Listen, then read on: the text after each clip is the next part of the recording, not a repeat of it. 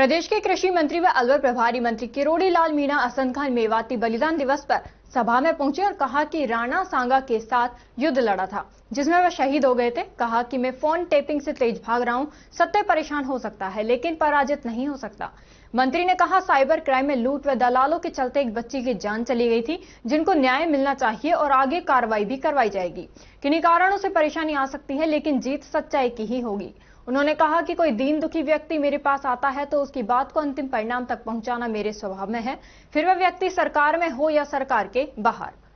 किरोड़ी लाल मीणा ने सोमवार को अलवर के सर्किट हाउस में पत्रकारों से बातचीत में कहा कि एसआई भर्ती रद्द होनी चाहिए थी, जिसके लिए एसओजी सहित अन्य एजेंसियों ने साफ कर दिया कि रद्द होनी चाहिए, लेकिन अभी तक नहीं हुई, ये बड़ी बात है। जनता को कोई फर्जी थानेदार परेशान ना करे।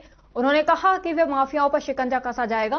पिछले राज्य के कुछ लोग व हमारी पार्टी के कुछ छूट भैया लोग भी गोरख धंधा कर रहे हैं, ऐसे लोगों पर कार्रवाई की जाएगी।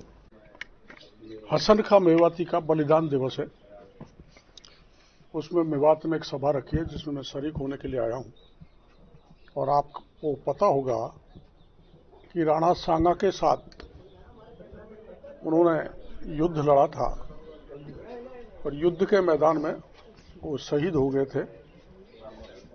आक्रामकों से जिसने युद्ध लड़ा, राष्ट्रभक्ति का भाव जिसके दिलो दिमाग में था, उसकी जयंती पे मेरे को मेरे समाज के भाइयों ने बुलाया है। वो इतिहास पुरुष थे और नसरू जी ने कुछ ऐसे लोग बुलाए हैं जो साइबर क्राइम में इन्वॉल्व नहीं है, उनका कोई लेना देना नहीं है। उनको पुलिस और दलाल यातना देकर लूट रहे हैं, जिसके प्रमाण सबूत आपके सामने नसरू जी ने पेश किए हैं। मैं गृहमंत्री से और मुख्यमंत्री जी से मिलूंगा और मांग करूंगा कि कोई भी दोषी है, दोषी को किसी को मत बख्शो, किसी को मत छोड़ो, लेकिन निर्दोष उन गरीबों को मत मारो जिनके पास न कोई धंधा है, उनसे हजारों लाखों रुपए इकट्ठे किए जा रहे हैं। ये क्रम रुकना चाहिए। अपराधी की कोई जाति नहीं होती।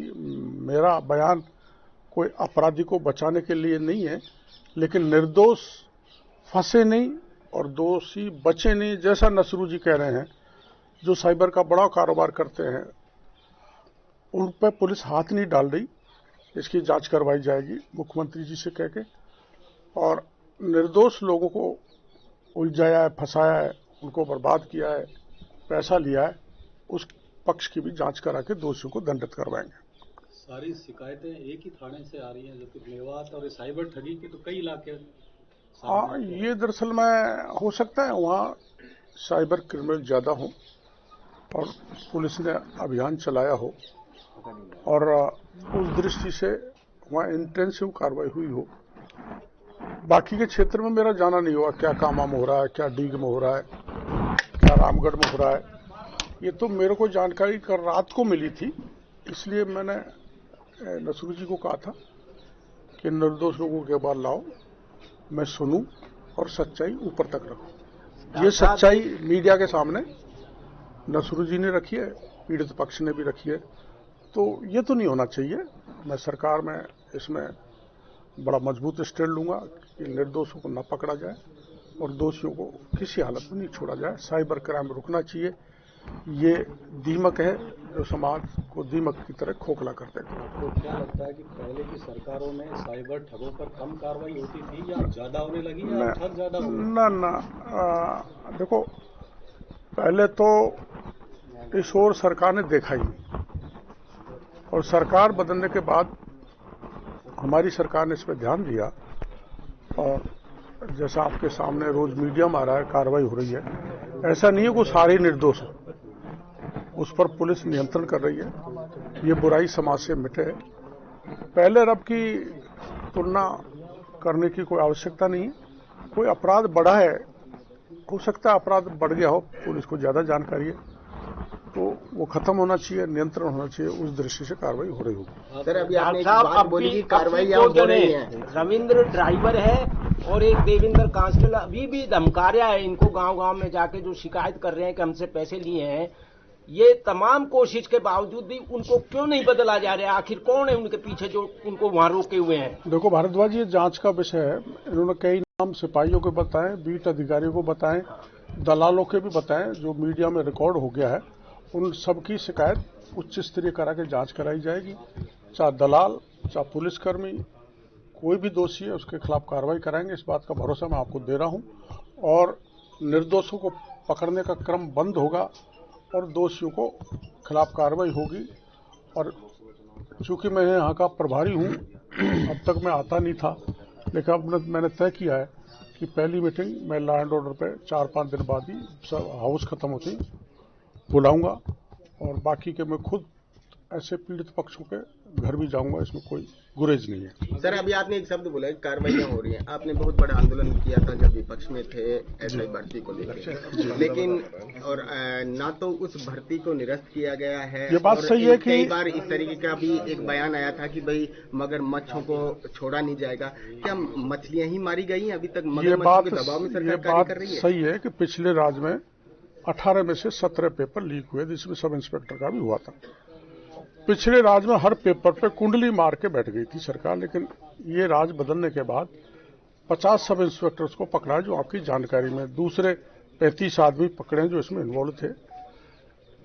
लेकिन एक बात का वेदना मेरे को भी है कि परीक्षा पेपर रद्द करने की दृष्टि से एसओजी ने कह दिया, पुलिस हेडक्वार्टर ने कह दिया, एडवोकेट जनरल ने भी रिपोर्ट दे दी, कैबिनेट सब कमेटी में दे दी, उसके बाद भी पेपर रद्द नहीं हो रहा। यह आपके जहन में है।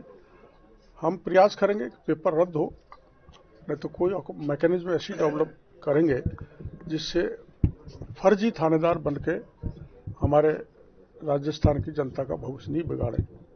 और जहां तक और परीक्षा का मामला है, उसमें भी सने सने सरकार बढ़ रही है। एसआईटी का गठन किया है। मैं तो आपको सबसे बड़ी बात ये बता देता हूं कि ये सारे मुद्दे मैंने उठाए थे, चाहे भ्रष्टाचार के हो, चाहे पेपर लीक के हो। इनको मैं मरने नहीं दूंगा, दफन नहीं होने दूंगा। इस बात का भरोसा प्रदेश की जनता को मैं देना चाहता हूं, क्योंकि मैं सरकार में हूं। और सरकार के अलावा मेरी जिम्मेदारी बनती है कि पिछले राज में ये सारे मामले मैंने उठाए थे, वो दफन नहीं होने चाहिए। चाहे कोई कितना ही बड़ा व्यक्ति हो, उसको भी जेल के शिक्षा में डालना चाहिए। साजिश चल रही है आपके अनुसार? मैं फोन टेप की स्पीड से ज्यादा स्पीड पर दौड़ता हूं। ईश्वर की ऐसी कृपा है कि अब मैंने तय कर लिया कि मैं यहाँ का प्रभारी हूं, तो आप देखना सारी मेवात, नॉन मेवात सब में मैं घूम जाऊंगा। असलियत में तो मुझे पता लग जाएगी। तो आप जानते हो, सत्य परेशान तो हो सकता है, लेकिन पराजित नहीं हो सकता। परेशानी आ सकती है, कई कारण होते हैं उसमें, लेकिन जीत सच्चाई की होगी। सर, प्रदेश अध्यक्ष जी का बयान आया कि किरोड़ीलाल मीणा जी पर्ची वाली जो सरकार है उसकी पर्ची बदलना चाहते हैं। ऐसा कुछ नहीं है। देखो मेरी बात सुनो, मेरे स्वभाव में कोई दीन दुखी किसी प्रकार का व्यक्ति आए, चाहे सरकार में रहूं चाहे सरकार के बाहर रहूं, उसके मामले को अंतिम परिणाम तक पहुंचाना। जैसे कल आपके यहाँ इलाके की वो महिला गई थी मेरे पास, सुरेंद्र सिंह, जो एसआई मुख्यमंत्री जी की सुरक्षा में थे, उनकी डेथ हो गई। एक तरह से वो शहीद है मेरी नज़र में। और मैं उनको लेकर, मुख्यमंत्री जी थे नहीं तो डीजी के पास ले गया, जो मुखिया हैं पुलिस के, मैं उनको कह के आ गया कि इनको पैकेज देना चाहिए। दिल्ली में कोई किसी कारण से सिपाही मर जाता है ड्यूटी के दौरान, तो उसको 1 करोड़ का पैकेज देते हैं। तो उस लाइन पे पैकेज दी जाए, पीड़ित को नौकरी भी दी जाए। आखिर में ये अपना पेट पालन कैसे करेगी, ये मैं डीजी साहब से कह के आया हूँ। तो मैं तो कोई गरीब दीनहीन सरकार है तो भी वो ध्यान आकर्षित करने की दृष्टि से सरकार तक बात पहुंचाता रहता हूँ। और आवश्यकता पड़ेगी तो और भी मैं उस पर जा सकता हूँ आगे तक। मेरा कोई ये राइडर नहीं है कि मैं लक्ष्मण रेखा को नहीं कूदूं। सर, अभी अलवर में देखा जाए तो भूमाफिया बड़े सक्रिय हैं, जो सरकारी जमीनों को भी बेचान कर रहे हैं। यहाँ तक बहाव क्षेत्र, नदी नाले सबको बेच रहे हैं। और यूआईटी खुद ये कह रही है कि हमें जाब्ता नहीं मिल पा रहा, इसलिए हम खाली कराने में असमर्थ हैं। कि सरकार देखो, एक उदाहरण मैं आपको अलवर का दूंगा। मेरे खुद के विभाग की